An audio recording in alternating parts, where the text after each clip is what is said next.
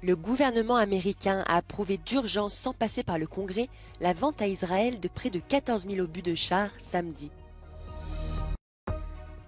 Des avancées jugées insatisfaisantes par le président de la COP28. Les défenseurs du climat mettent la pression. C'est la consécration. Le film français Anatomie d'une chute de Justine Triet a été sacré meilleur film européen de l'année samedi à Berlin. Le gouvernement américain a approuvé d'urgence, sans passer par le Congrès, la vente à Israël de près de 14 000 obus de chars samedi. La veille, les États-Unis avaient mis leur veto à une résolution du Conseil de sécurité de l'ONU qui appelait à un cessez-le-feu humanitaire immédiat à Gaza. Israël a exprimé sa reconnaissance à Washington. אני מאוד מעריך את העמדה הנכונה שארצות הברית נקטה במועצת הביטחון של האו"ם.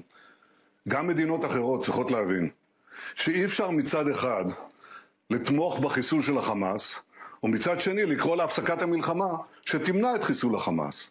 ולכן ישראל תמשיך במלחמה הצודקת שלנו לחיסול החמאס ולהשגת שאר מטרות המלחמה שהצבנו. Khan Younes est devenu le nouvel épicentre de la guerre. Selon les médias israéliens, c'est là que se cache le chef du Hamas à Gaza, Yahya Sinwar, qui aurait fui la ville de Gaza dans un camion humanitaire. Le bilan des victimes dépasse 17 700 morts selon le Hamas. Le président de la COP28, Sultan Al-Jaber, a regretté samedi des progrès insatisfaisants lors d'une session plénière. Même le texte de la déclaration finale est encore loin d'être accepté. L'élimination progressive des combustibles fossiles est l'un des principaux obstacles. L'OPEP a exhorté ses États membres à bloquer tout article ciblant les énergies fossiles. It's very slow, specifically in areas like adaptation, no text yet. That's frustrating, to be honest with you. But, we're not here to give up yet. We're here for the long haul because we want a good outcome of this for us to stay alive. Des défenseurs du climat ont manifesté à travers le monde pour exprimer leur frustration.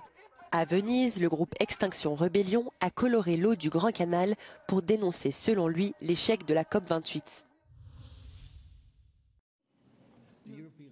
Le film français Anatomie d'une chute de Justine Triet a été primé samedi à Berlin à l'Académie européenne du cinéma qui récompense chaque année les meilleurs films européens depuis 1988.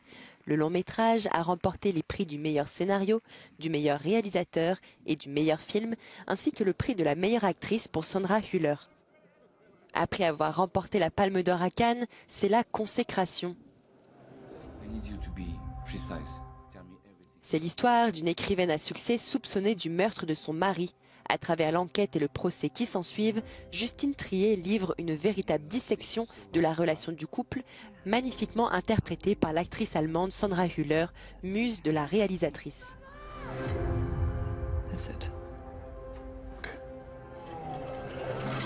Un film, évidemment, c'est un scénario, c'est des plans, des caméras, mais c'est surtout 80% des acteurs. Et Sandra, c'est vrai que ça a été une surprise chaque jour de moi, mais aussi de toute l'équipe, en fait, constamment de constater à quel point elle était dans la générosité, vraiment dans une implication que j'ai rarement vue, en fait, sur un film.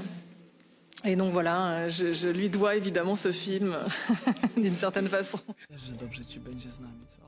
Parmi les autres films en compétition figuraient The Zone of Interest de Jonathan Glazer, Green Border d'Agnieszka Holland, Moi capitaine de Matteo Garrone et Les Feuilles mortes d'Aki Kaurismäki.